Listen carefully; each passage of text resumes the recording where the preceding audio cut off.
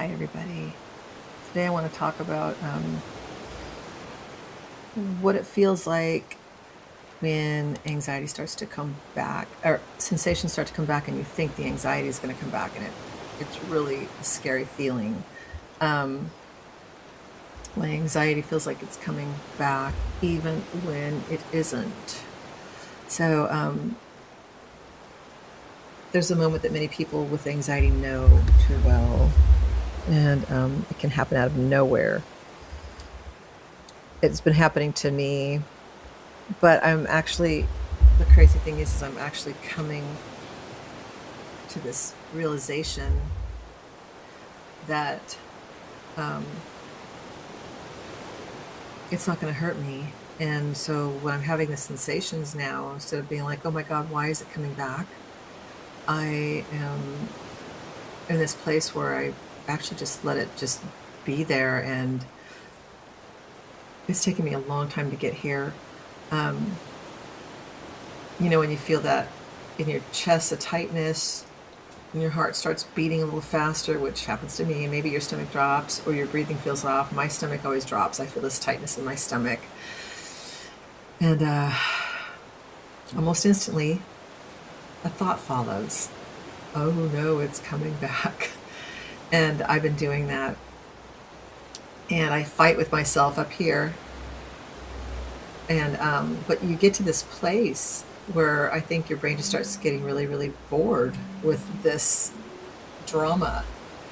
Um, that feeling like anxiety is returning, like you're losing control again, um, can be one of the most discouraging and confusing parts of this entire experience, especially if you thought you were getting better, which I struggled through that part. Um, but here's the truth that often gets missed. Um, those physical sensations don't mean your anxiety is coming back. They mean your body's doing exactly what it was designed to do. Um, it's not just in your mind, it's deeply rooted in your body. It's your nervous system responding to what it believes could be a threat. And we know our nervous systems are really, um, really flared up when we're having anxiety.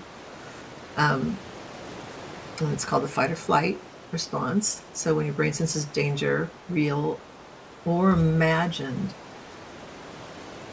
it sends signals to your body to prepare you to either fight the threat or run from it. And that's why your nervous system, your arms tingle, and you're just, you get that total body feeling. And it used to freak me out. My story was that total body feeling was the story I told myself from the beginning till, it's almost been, it'll be 2 years. My story was always like, oh my God, this is horrible. This is horrible. This is devastating. I can't handle this. That was my story that I was telling myself. My story now is, and I have to change my story, and I am changing it to when I feel that, I'm like, I just tell myself, there's nothing you can do right now, and this isn't going to hurt you. There's nothing happening right now. This is just a physical sensation, and just let it be there because nothing's going to happen. Now I look at it and I let my arms tingle and stuff, and I want to get excited and I want to tell my story all over again, to myself, like, oh, this is horrible. But really, it's silly because there's nothing happening. My new story is, this is just a physical sensation. This is just adrenaline. This is just either repressed emotions trying to come up. Whatever it is, you're going to treat this the same way that you would with repressed emotions. If it's repressed emotions, you're going to let it sit and you're going to let that stuff rise out. If this is, even if it's just adrenaline, same thing. Let this burn off. But either way, you're going to just sit with it, or dance around, or sing, or take a walk. Either way, you go after it the same way. You heal it the same way, because it's all sending signals to your brain that everything is okay. So whether it's repressed emotions, whether it's adrenaline spiking, cortisol, you're going to handle it the same way that you know, cat's scratching the couch. You're going to handle it the same way, both ways. Both things are handled the same way, is to let those sensations just go through, feel them, and let them out, let them burn off, let the adrenaline burn off, let the emotions burn off. Stop. Anyway, I've just noticed in the past week that I'm much better equipped now to handle the physical sensations, which they're coming up, and then you want to say, well, why are they coming up? And then all of a sudden, when they weren't for like 2 weeks, that's what hits people the hardest, and that's what I think pulls them back, because you're saying danger, danger, danger, but there really isn't any. Maybe it's stress. Maybe it's the caffeine you had earlier, but it wants to pull you back into the same story, the same drama, whereas you just have to realize it's not coming back. You're having a little bit of adrenaline, and if it doesn't feel good. Adrenaline never feels good, unless you're an adrenaline junkie. I don't know, but when your brain senses danger, it sends signals to your body. So your heart beats faster to pump blood to your. Would you stop getting into stuff? Oh my God, my cat. Okay. Your heart beats faster so it can pump blood to your muscles. Your breathing changes to bring more oxygen. Your muscles tense up, ready for action. All of these sensations are completely normal. Get away from my paintings. Sorry. Oh my God, the cat is like a little kid. So all these sensations are completely normal. The problem is your brain doesn't always see it. It doesn't always get it right. It doesn't always see it that way, but sometimes your brain misinterprets harmless sensations as dangerous. Maybe your heart rate increases because you stood up too fast, or you had caffeine, or you're just tired. But your brain notices that change and it goes, wait, something's different, something's wrong. And then in that moment it sounds the alarm. And I've noticed that too. Just a thought can release a little bit of adrenaline, and I'm like, oh. So this is basically me. If I think about anxiety, then my body releases, my brain will release a little bit of adrenaline, because it doesn't know the difference between, am I thinking a thought, or is this really happening? My brain doesn't know the difference. If I'm thinking it, my brain thinks it's happening, so it releases a little bit of adrenaline. So you get this loop, and unfortunately, your body starts releasing the adrenaline, and then you get the sensations, and then you go, oh my God. Don't go, oh my God. Just go like I've been doing, like, this is just physical sensation, just like anything else, just like stubbing your toe. It's just like, and most of the time, I can feel it in the background. After a while, it's one of those things. So I know I'm still sensitized, and I know it takes a while. It's not. I mean, I have some really good weeks, and then I think it's the stress. The stress will, but you always have to know that you're getting better. You always have to tell yourself, I am getting better. Even if I'm having the sensations right now, if you've got some time under your belt, you know you're getting better. You can't deny it, even though your brain wants to deny it. You get sucked back into this whole panic thing. But so this is how the cycle begins. You feel a sensation. Let's say your heart's racing. You notice it, you focus on it, and then comes the thought, why is my heart racing? And then what if something's wrong? Then what if I'm about to have anxiety again? That's me. And just like that, your body reacts to the fear of the sensation. Your heart beats faster, your breathing becomes shallow, your body tightens, and now it really does feel like anxiety is coming back. But it didn't come out of nowhere. It was built step by step from your reaction to a normal sensation. It's a normal sensation, and we just react in fear. So this is what makes anxiety feel so convincing, because the sensations are real, they're intense, and they feel dangerous. But the danger isn't actually there. So think of your nervous system like a smoke alarm. A properly working alarm goes off when there's real danger, like a fire. But with anxiety, it's like the alarm has become overly sensitive. So now it goes off when you make toast, or there's a little steak, or a little in the oven that's burning, or steam from the shower. It's still trying to protect you. It's just misfiring. We all know this. So when you feel those sensations, those physical sensations, like your arms tingling, your stomach in a tight knot, your mind connects them to past anxiety. It remembers how overwhelming it felt before, and it tries to warn you. We've been here before, this is bad. That's what I meant when I was saying that I was telling myself this story. So my story was, oh God, this is horrible. We need to run, we need to whatever, we need to find a way to stop this. But that memory, while really powerful, is not a prediction, it's just a reminder.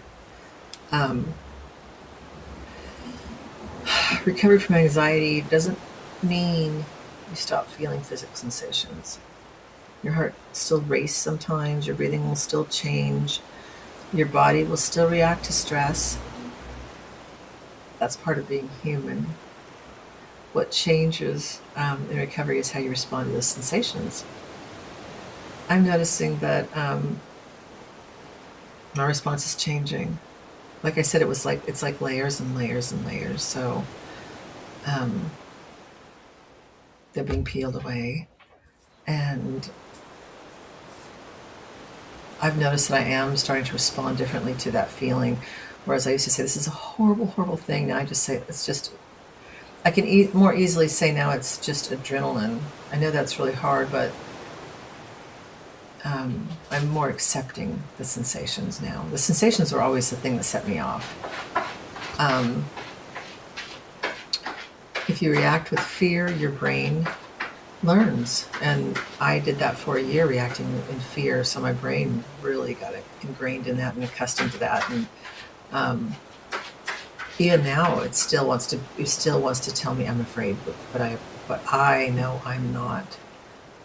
It takes a while to get here, but it takes practice and patience. Your brain learns that this is dangerous, and that it wants to keep sounding the alarm. But if you respond differently, even slightly calmer, even slightly more accepting, your brain starts to learn something new. Maybe this isn't a threat after all. And over time, the alarm becomes quieter. That's when you're rewiring. This is why people often feel like they're going backwards when they notice sensations again, but they're not. They're just becoming more aware of something that was always there. The difference now is they're noticing it. So we probably already had these sensations and these feelings before anxiety, but then when you had the first panic attack, it really stood out. And so every time you had this sensation again, it really stood out. Noticing it can be really scary, but because awareness shines a light on sensations that used to go ignored, awareness is also the first step toward breaking the cycle. Instead of asking, why is this happening, you can begin to shift towards, kind of let this be here without reacting to it. That doesn't mean you have to like the sensation. It doesn't mean it feels good. It just means you're not adding a second layer of fear on top of it. Because most of the intensity of anxiety doesn't come from the sensation itself. It comes from the resistance to it, the fear of it, the attempt to make it stop immediately. We all know that because we've all done it. I know I did it so many times. So now I my reaction is completely different. I've noticed. When you stop fighting the sensation even just a little, you interrupt the cycle. Then your body no longer gets the message that something is wrong. And slowly it begins to settle. It's true. And this takes practice. And it's not perfect. There'll be moments where it feels overwhelming again. Moments where you're sure anxiety is coming back, but those moments don't erase your progress. They're part of it.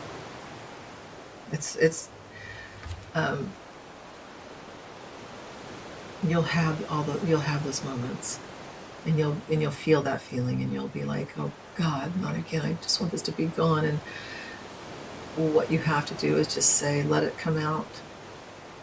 Whatever it is if it's repressed emotions, let it come out. I'm just going to sit here and let it come out. I'm going to keep doing what I'm doing.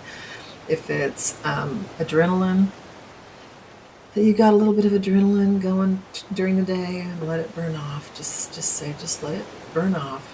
Let it be there, let it burn off. Eventually, your nervous system will start calming down. Because each time you experience a sensation and you don't react with full fear, you're rewiring your brain, and you're teaching your nervous system that you're safe even when this happens. And over time, something subtle begins to shift. The sensations still come, but they won't hit the same way. They definitely don't hit me the same way anymore. And you really have to keep telling yourself that you know that you are getting better, because every time that I get that feeling, my brain is so shocked by it that it wants to pedal backwards and say, oh my God, I'm going backwards, I'm not getting better. But that's not true. We fall into this so easily because our brains feel so strongly and our nervous system feels so strongly that we want to fall right back. And you just have to know that that's not what is happening. You are healing. You cannot go backwards like that. Once you have the tools, and once you realize, and once you start getting better, you get stronger and stronger.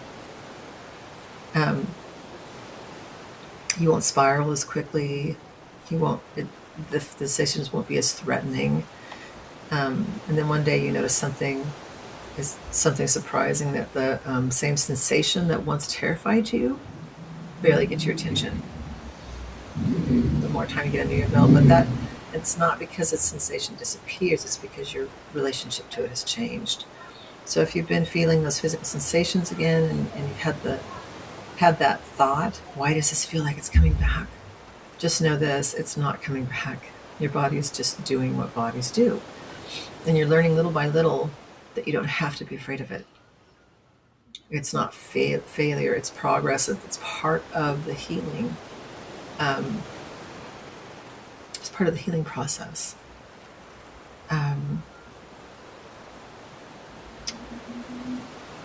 It's levels of healing.